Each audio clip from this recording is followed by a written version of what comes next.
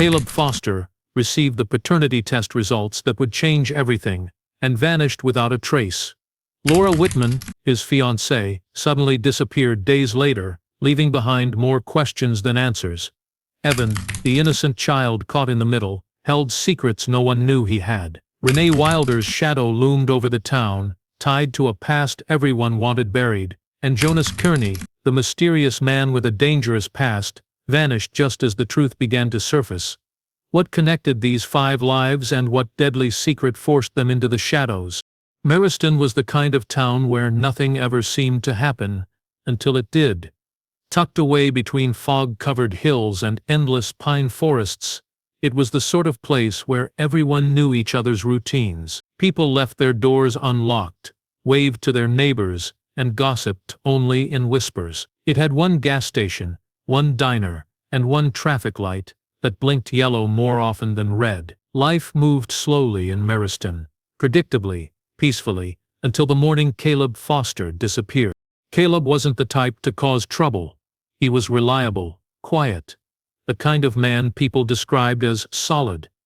He ran a small auto repair shop near the edge of town and could often be seen covered in grease, sipping black coffee from a thermos while bent under the hood of someone's car. He lived alone in a modest house just past the old railway tracks, though he was engaged to Laura Whitman, a nurse at the local clinic, who was well-liked and active in community events. Together they were seen as Meriston's golden couple. Everything about their lives appeared simple and honest, but as the town would soon learn, appearances meant nothing. It started on a rainy Wednesday morning. The sky had been the color of steel since dawn, and the streets were slick with thin layers of water that shimmered under the headlights of passing cars. Caleb was supposed to open the shop by 8 a.m., as he always did. By noon the garage remained closed, the open sign never flipped, and the lot was empty except for a customer's pickup truck waiting for repairs. That alone was strange. By afternoon, the phone was ringing unanswered. By evening, Laura had called the police. At first, the local sheriff thought it was just a misunderstanding. Maybe Caleb had gone for a drive. Maybe he'd gotten sick. Maybe he'd had an emergency. But those theories didn't hold up. His wallet and phone were still at home. His truck was parked neatly in the driveway, keys still in the bowl by the front door. The bed was made, his tools were untouched, and his lunch sat neatly packed in the fridge, untouched since the night before. There were no signs of a struggle, no broken locks, no blood, no note. It was as if he had simply ceased to exist. That's when the questions began. Had Caleb left voluntarily? If so, why would he leave everything behind? Why not say something to Laura, the woman he was supposed to marry in just a few months? Why disappear in the middle of a perfectly normal day? As word of his disappearance spread through town, so did the unease. Rumors began to circulate. Some said he had cold feet about the wedding. Others whispered about financial trouble or a secret affair. But there was no evidence of either. Caleb's bank accounts were untouched. His relationships were stable. Everything about his life pointed to a man who had no reason to run, no enemies to fear, no storm on the horizon. And yet he was gone. The last known sighting of Caleb came from a neighbor who had seen him the day before his disappearance, walking to the mailbox with an envelope in his hand. The neighbor remembered it clearly, not because it was unusual but because Caleb had paused at the end of the driveway for several minutes, just staring at the envelope. His expression had been blank, unreadable. He eventually tucked the envelope into his back pocket and went back inside. That was the last time anyone saw him. When investigators searched his house, they couldn't find the envelope. It wasn't in the trash. It wasn't on the desk. It wasn't anywhere. Whatever it contained, it had either gone with him or been taken by someone else. That small detail, the missing envelope, would become the thread that unraveled everything.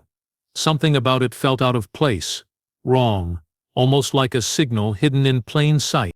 As days turned into weeks and the questions kept growing, one unsettling truth hovered over Meriston like a storm cloud ready to burst. Caleb Foster hadn't just disappeared. He had vanished with purpose, and whatever he had learned before he left Whatever was in that envelope had changed everything. The rain hadn't stopped for 3 days.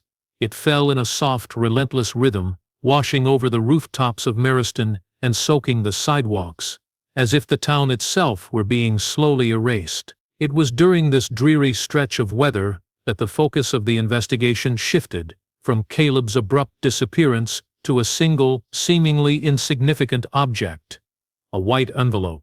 The envelope had arrived 2 days before Caleb vanished. It came by standard mail, no return address, no markings beyond his name typed neatly on the front: Caleb Foster. It blended in with the usual bills and junk, but Caleb had known what it was the moment he saw it. The order had been placed online nearly a month earlier, in secrecy. No one, not even Laura, knew he had requested a paternity DNA test. The transaction had been processed under his name using a prepaid debit card. He had been careful, methodical, and yet something about receiving the results seemed to shake him. According to Laura, the night before he disappeared, Caleb had been unusually quiet. He'd barely touched his dinner, claiming he wasn't hungry, though he hadn't eaten all day. He hadn't turned on the TV or worked on any repairs in the garage. Instead, he sat on the couch in silence, staring into space like someone who had just seen something they couldn't unsee. Laura assumed he was tired, maybe stressed. He kissed her goodnight without saying a word. That envelope, the one the neighbor saw him holding, was nowhere to be found. It hadn't been discarded, shredded, or filed away. It had simply vanished, just like Caleb. The DNA company confirmed the results had been mailed out as scheduled and provided a digital copy when asked by law enforcement. But that copy, when opened, led to more confusion than clarity. The test had been conducted to determine the biological relationship between Caleb and a young boy, presumably Evan, Laura's 5-year-old son. The report was blunt and clinical. Probability of paternity, 0%. Caleb was not the father. There was no room for doubt, no statistical gray area. The answer was final, and it was devastating. But what no one could explain was why Caleb had done the test in the first place. Had he suspected something all along? Had someone told him something that made him question Evan's paternity? Or had he stumbled upon something by accident? The fact that he had kept it hidden suggested he was afraid of what he might find, and when he did, the result shattered something inside him. Something permanent. More troubling, though, was the timeline. Caleb disappeared within 48 hours of receiving the result. That's not much time to process a revelation of that magnitude. It wasn't just heartbreak that he would have felt. It was betrayal, confusion, and possibly fear. Investigators began to wonder if this discovery had been part of something much larger than a broken relationship. Because if Caleb had gone to the trouble of ordering a private DNA test, using a fake name to hide the delivery, and telling no one, then maybe this wasn't just about Evan. Maybe Caleb had uncovered something he was never meant to find. The envelope, missing and silent, began to take on a sinister weight. It became a symbol of the tipping point, the exact moment Caleb's life split in two, before the truth and after. Investigators now believed the answer to what happened to him, whether he fled or was taken, lay in the moments immediately following his reading of that report. What had he done in those crucial hours? Where had he gone? And most importantly, had someone else known what the envelope revealed? Neighbors were interviewed again. Mail carriers were questioned. Surveillance cameras from nearby stores were reviewed.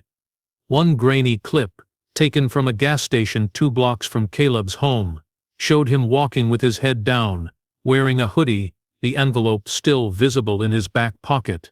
He didn't buy anything. He didn't speak to anyone. He walked in, stood for a moment near the lottery ticket stand, and then walked out. It was the last time he appeared on camera.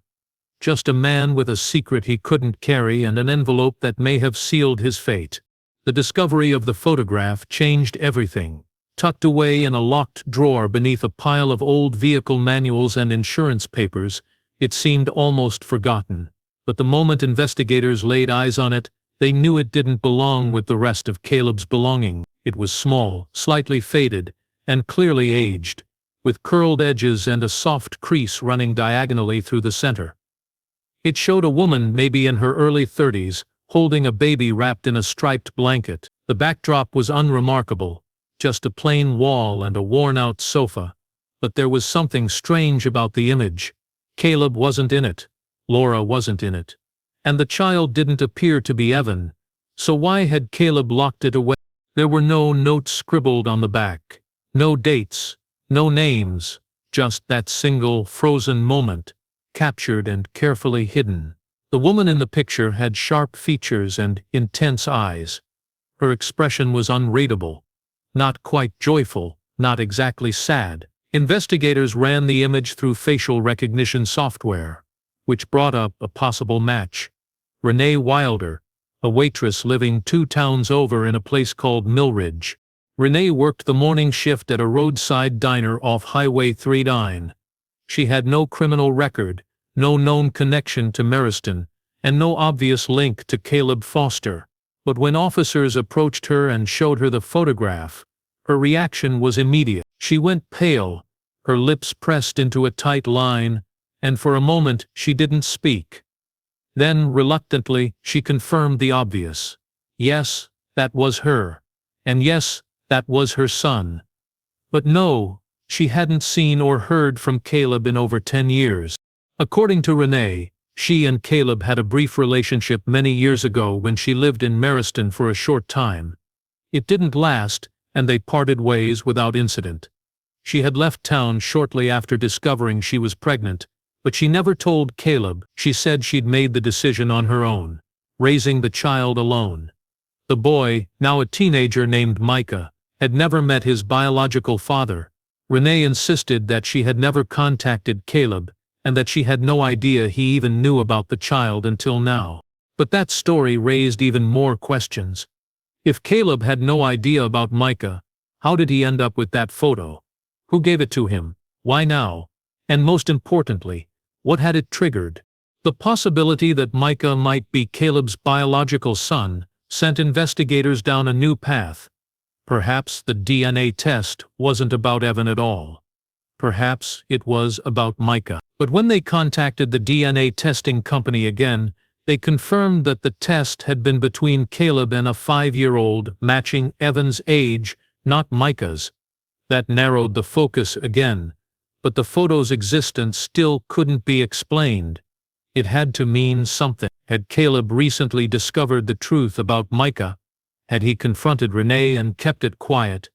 Or had someone else sent him the photo to provoke a reaction? There was another wrinkle. Renee admitted she had received a call from a blocked number a few weeks earlier. The caller didn't speak, but stayed on the line for nearly a full minute before hanging up. At the time, she had dismissed it as a prank. Now she wasn't so sure. Back in Meriston, Caleb's house remained untouched, frozen in the days since he vanished. But with the discovery of Renee and Micah, the second life began to take shape. One Caleb had never spoken of. A buried past. A child he may have never met. And perhaps a secret someone didn't want revealed. Investigators began to suspect that Caleb had been unraveling a deeper mystery than a failed relationship.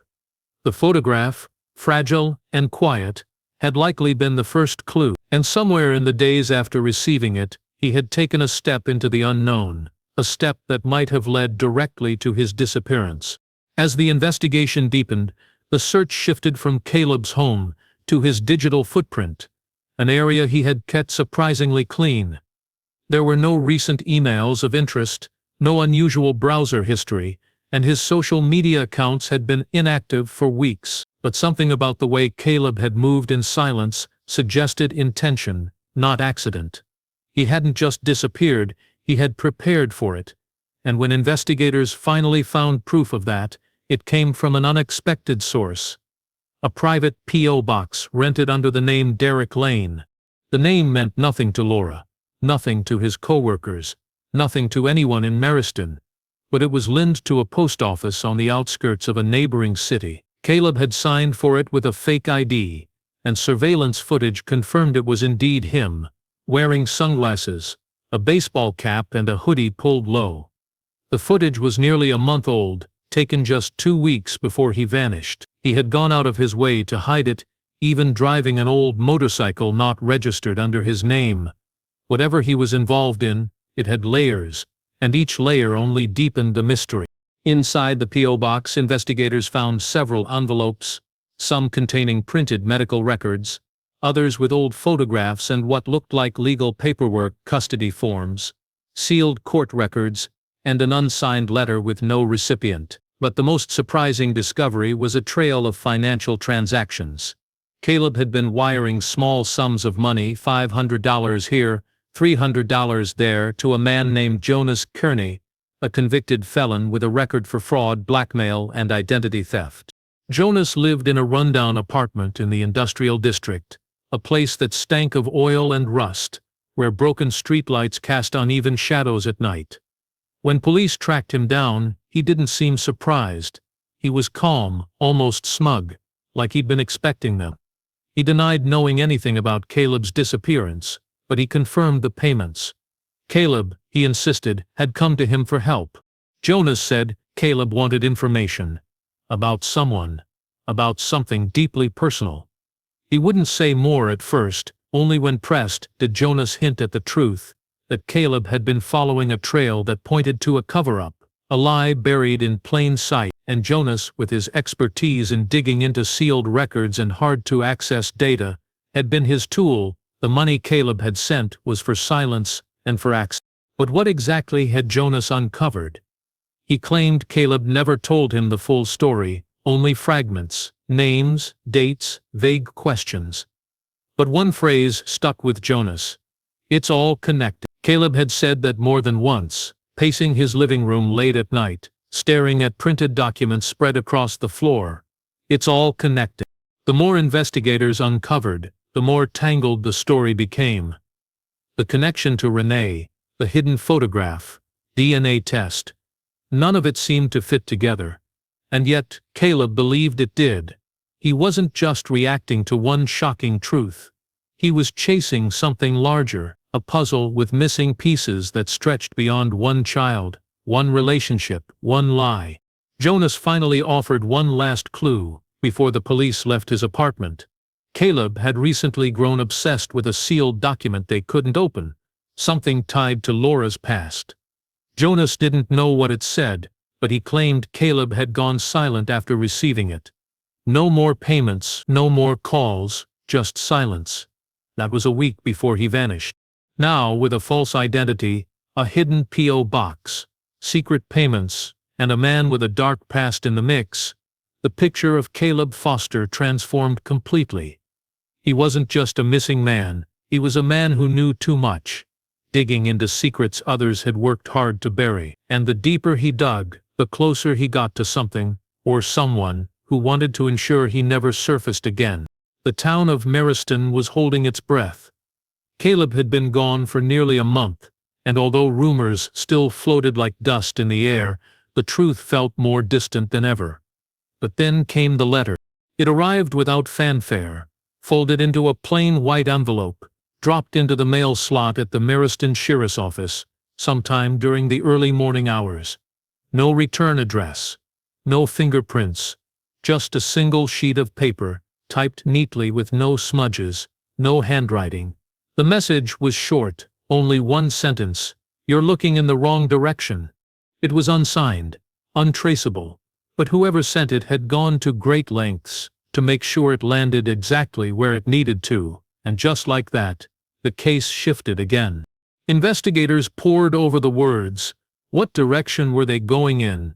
What had they missed? For days they'd been focused on Caleb's past, his connection to Renee, the unknown child, the DNA test, the payments to Jonas Kearney.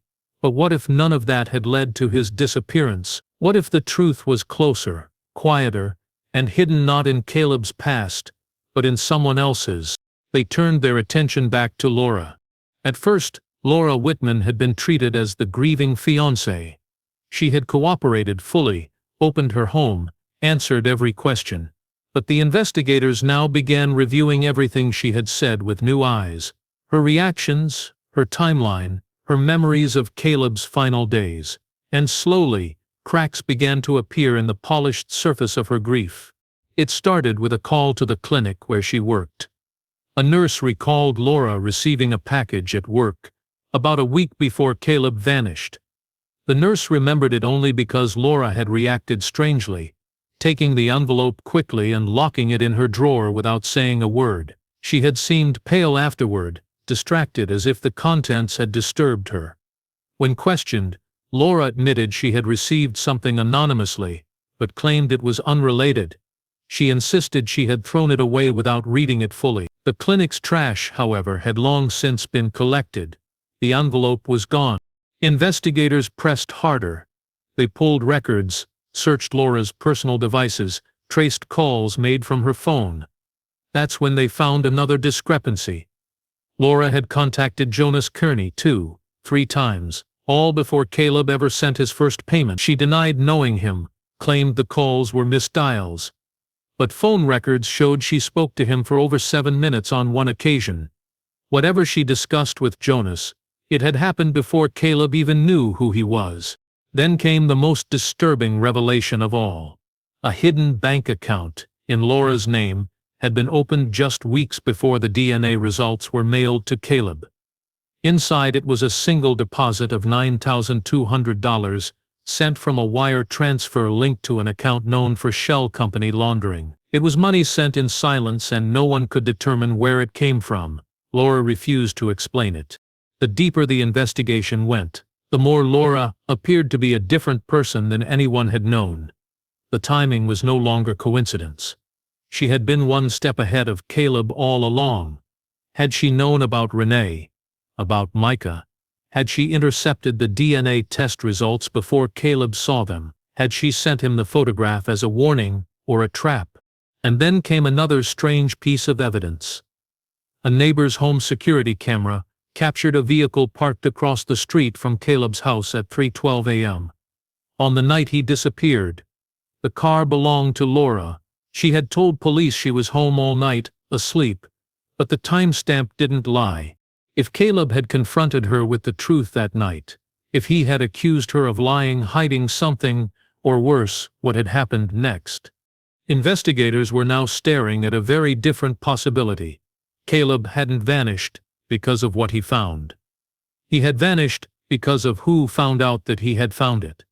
And the person who knew him best may have had the most to lose.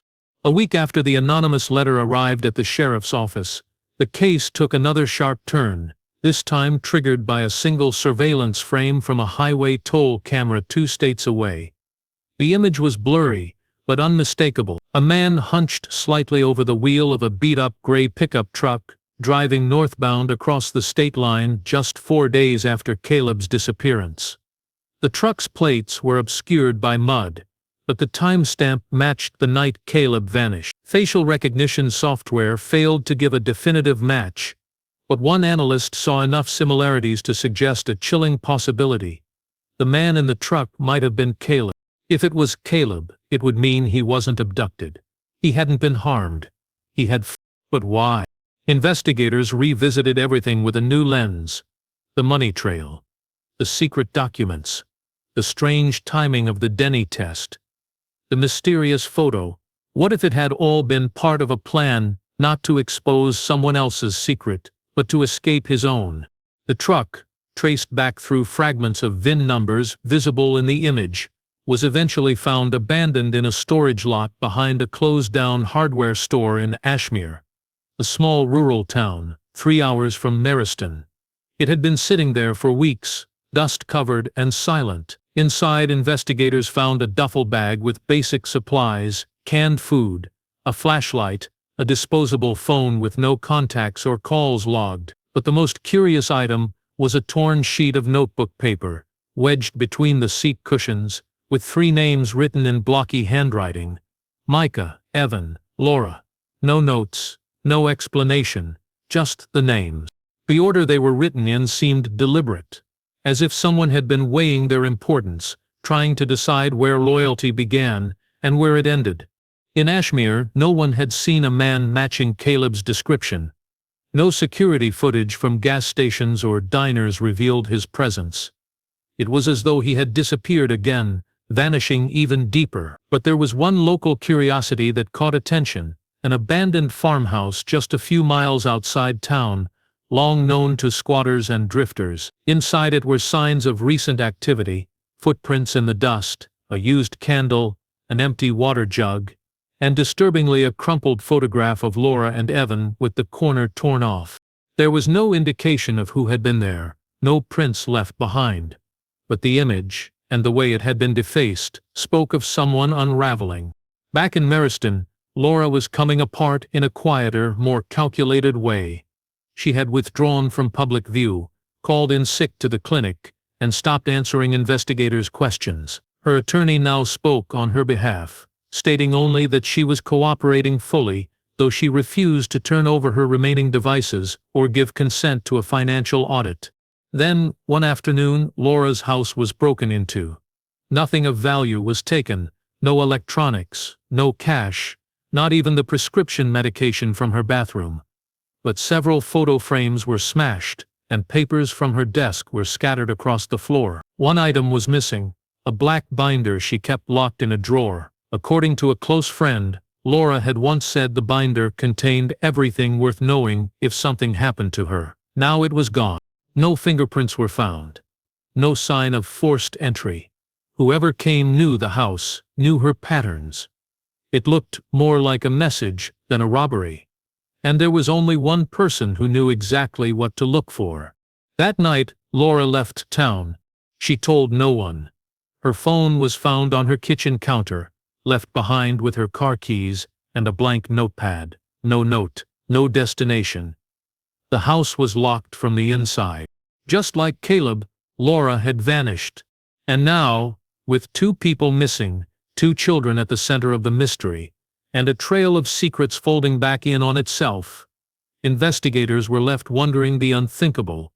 Was this still a missing person case? Or had it become something darker?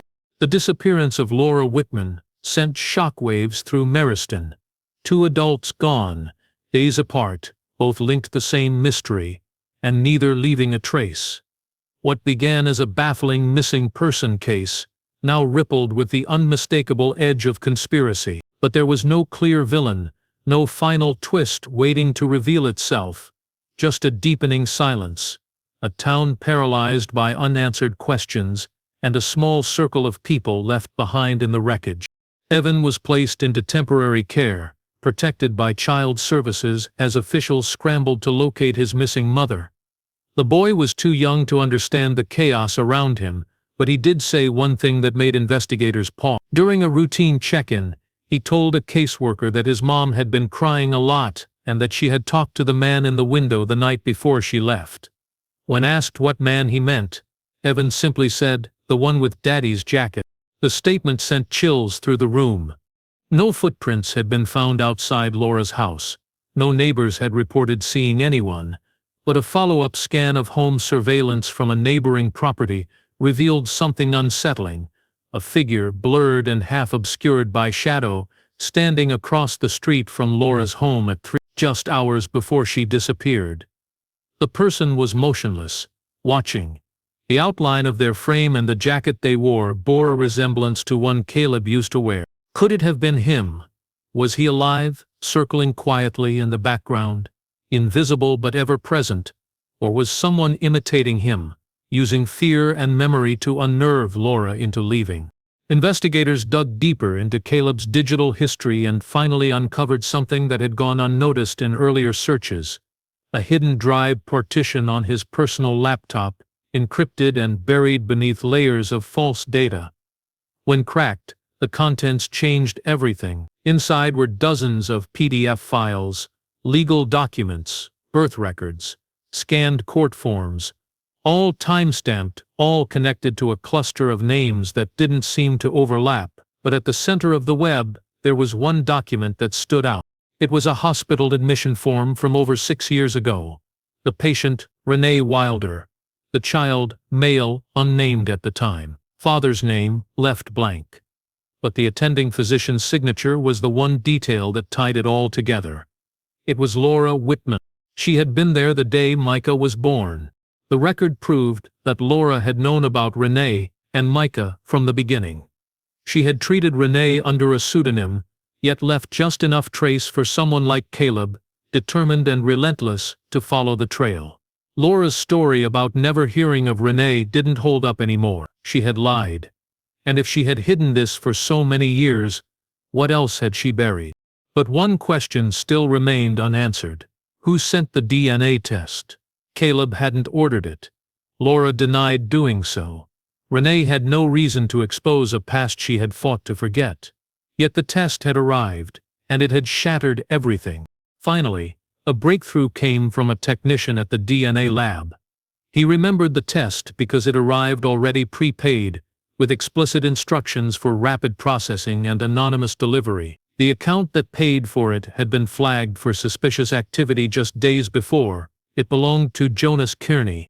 It was Jonas who had set the test in motion. Jonas who had been in contact with both Caleb and Laura, and Jonas who had suddenly vanished 2 days after Laura disappeared. His apartment was empty when investigators returned. No signs of struggle, no signs of packing, just a single scrap of paper taped to the bathroom mirror. It read, "You can't hide the truth forever." 3 people, all gone. A child who had seen something. Another child connected by blood, and one lingering truth that refused to stay buried. Meriston was no longer a quiet town. It was a crime scene stretching far beyond its borders, with a final answer slipping further away with each revelation. Months passed after Jonas Kearney's disappearance, and the case of Caleb Foster and Laura Whitman grew colder by the day.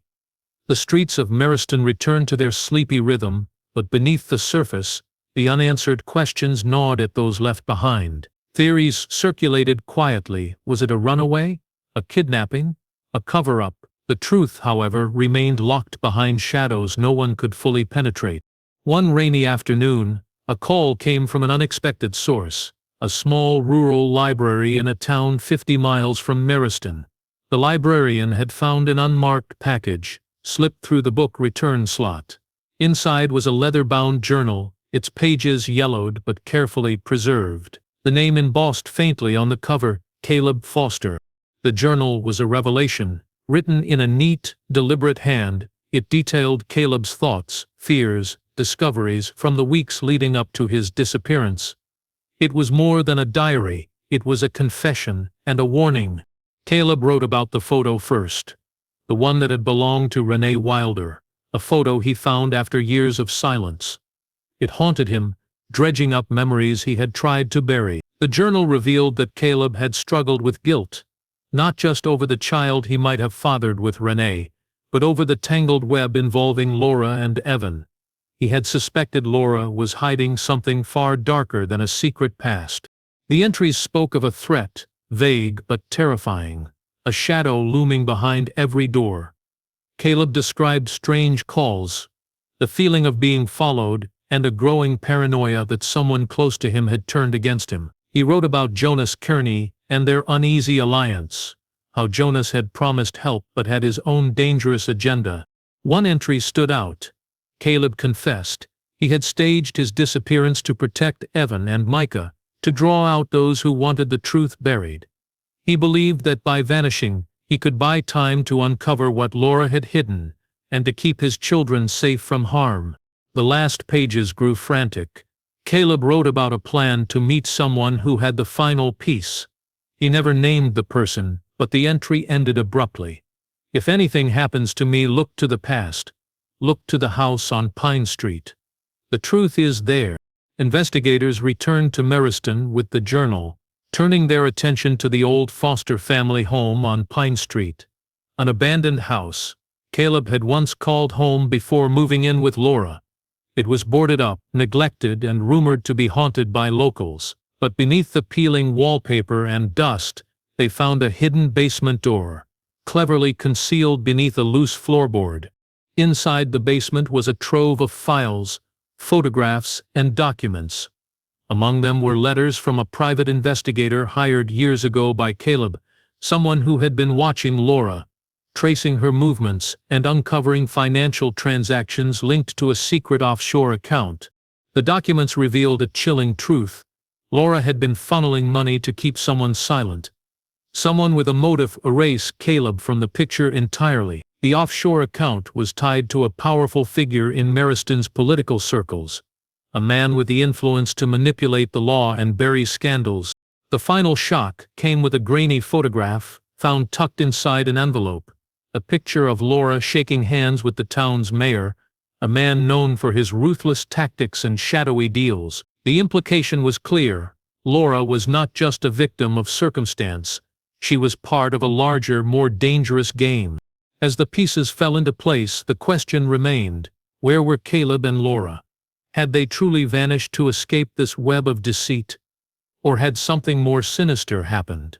One thing was certain: the story that began with a paternity test had uncovered a secret far bigger than anyone had imagined, a secret tied to power, betrayal, and the desperate lengths people go to protect what they believe is theirs. Mariston would never be the same, and for those left behind, the search for truth had only just begun.